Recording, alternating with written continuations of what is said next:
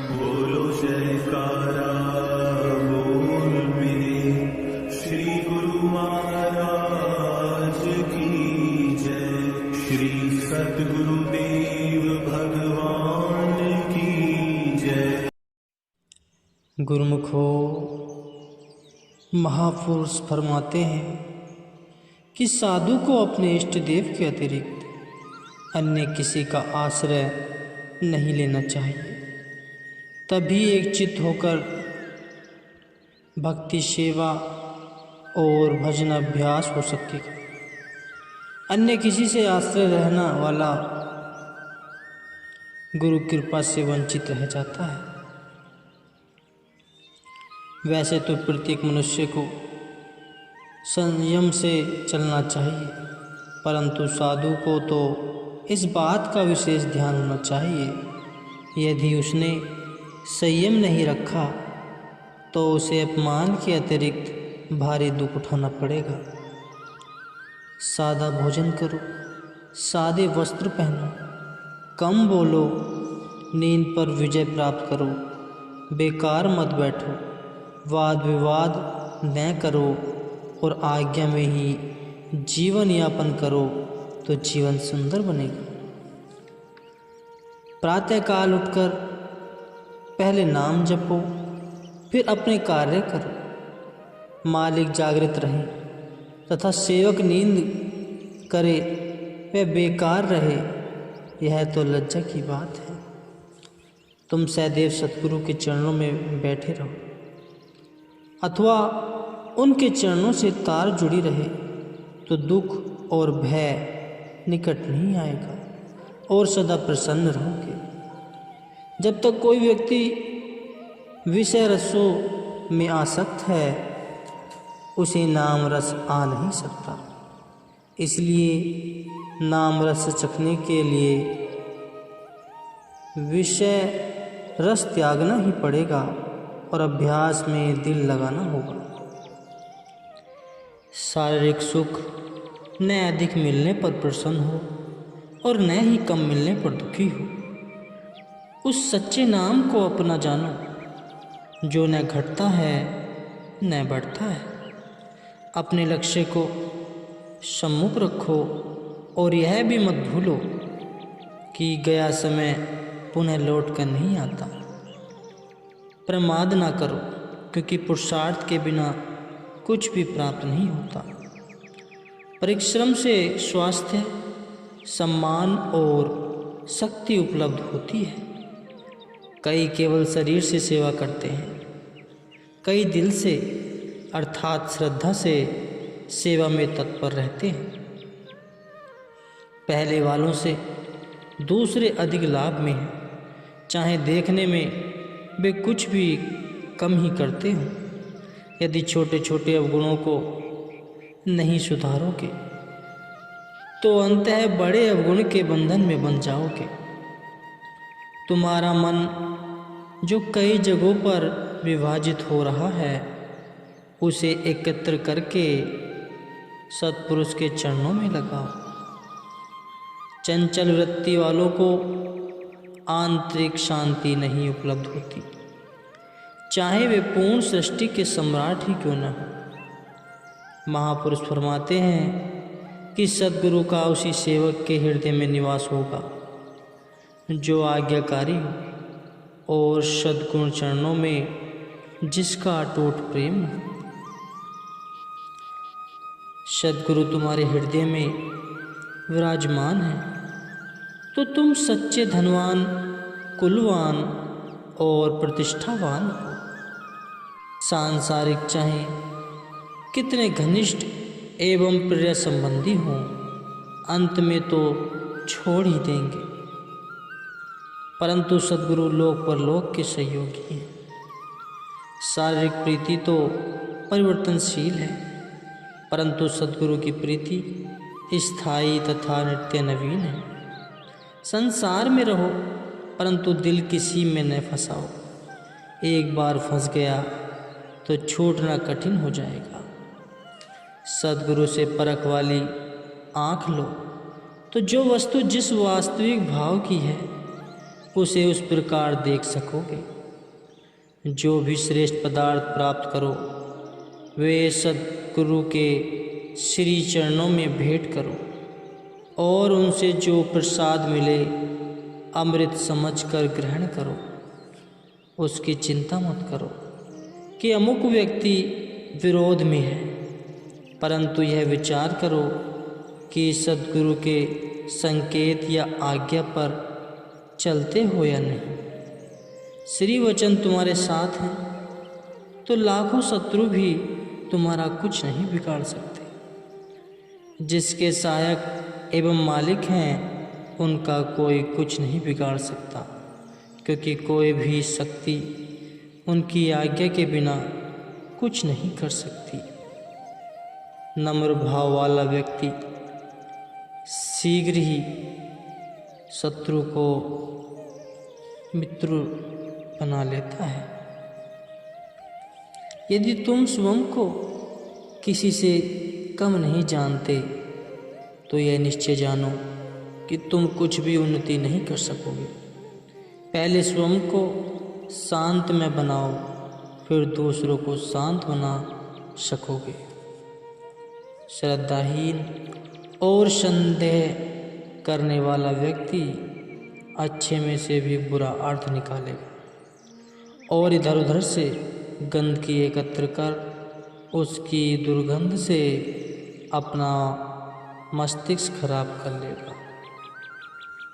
जो दूसरों को करना चाहिए उसका तो हमें विचार रहता है, पर जो हमें करना चाहिए वह हम भूल जाते हैं। जो दूसरों को दुखी करता है वह स्वयं कदापि सुखी नहीं रह सकता। अच्छा तो यह है कि स्वयं को दोष दे, दूसरों को क्षमा करो, स्वयं से युद्ध करो और दूसरों से सुमति करो। तुम स्वयं को सच्चा प्रेमी तब समझो जबकि न कभी अप्रसन्न हो और न ही कभी क्रुद्ध हो। अनुकूल विचारों वालों से मिलकर चलना बड़ी बात नहीं, प्रतिकूल विचारों वालों से मिलना चलने में ही शूरवीरता है। गुरुमुखो, सच्चा सुख उसे मिलता है जो संतोष व शांति से दुख सहन कर लेता है। इंद्रियों पर विजय प्राप्त करने वाला इंद्र से भी बढ़कर सुखी है। तुम अपने मन को संयम रखो तो प्रत्येक वस्तु तुम्हें ज्ञान देगी। जैसे जैसे दृष्टि साफ होगी वैसे वैसे प्रत्येक कार्य में तुम्हें भलाई दृष्टि गोचर होगी। जिनके मुख से खराब बातें निकलती हैं उनका मन भी बुराई से ही भरा होगा। आपका शत्रु आपके भीतर है। यदि दूसरों को शत्रु समझते हो तो बड़ी गलती में हो। भक्ति मार्ग में जिज्ञासु के आलस्य व स्वार्थ मुख्य शत्रु हैं। इनका दमन तभी हो सकता है जब वह दरबार की निष्काम सेवा और भजन में तल्लीन रहे। अपने को पूर्ण समझकर माया की तरफ मत जाओ, कहीं थोड़ी भक्ति भी न गवा बैठना।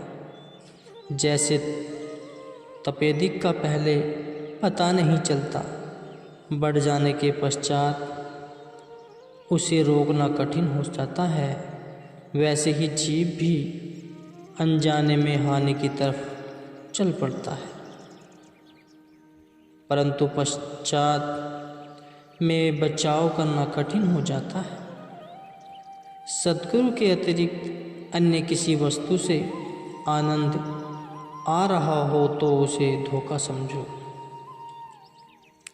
विकारी मनुष्य बाहर से देखने में चाहे सुखी हो, परंतु उसका हृदय अवश्य अशांत होगा।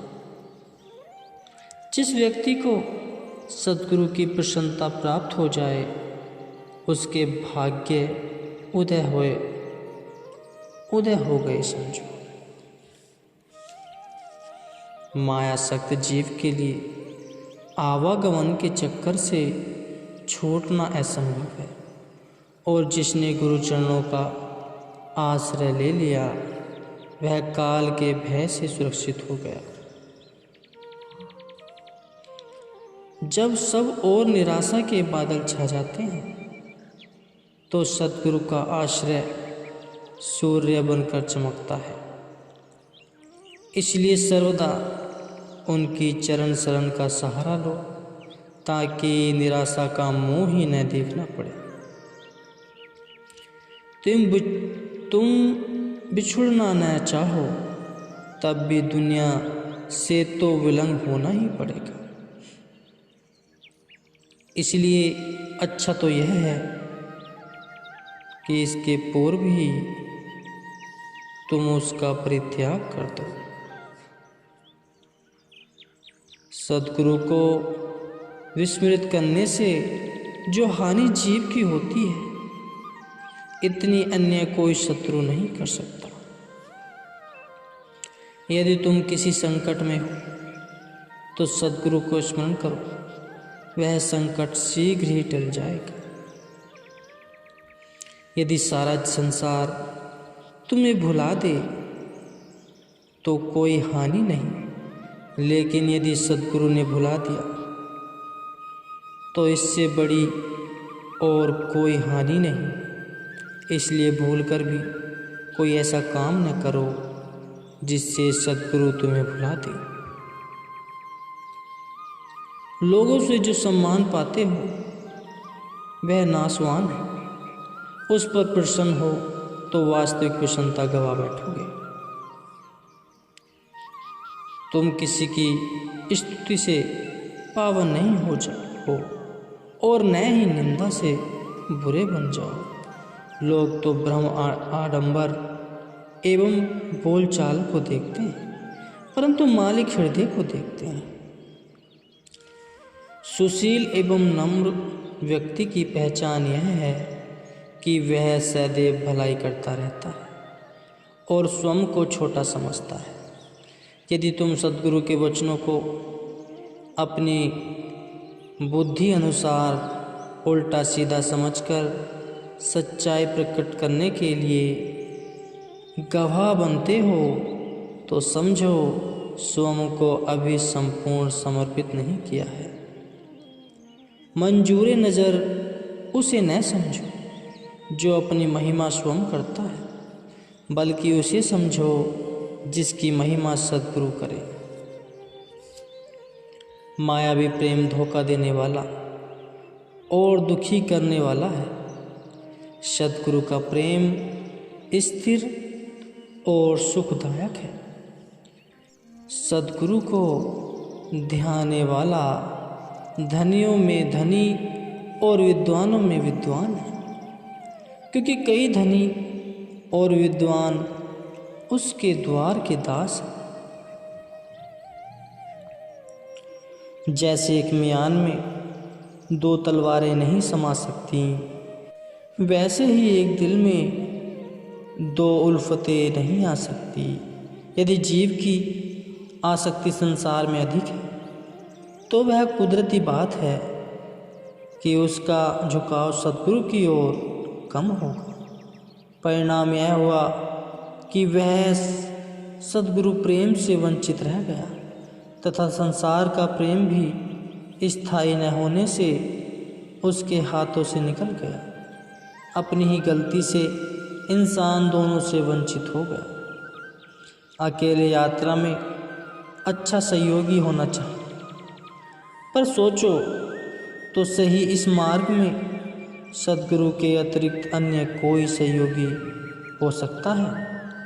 सद्गुरु के द्वार से उसका भला मांगो और यही प्रार्थना करो कि सुमति दो और ऐसी आंखें प्रदान करो कि वे तुम्हें पहचान सके। सद्गुरु की महिमा गाने वालों से प्रेम करो, न कि जो तुम्हारी बड़ाई करें उनसे करो। क्योंकि महिमा योग्य तो केवल सतगुरु ही है।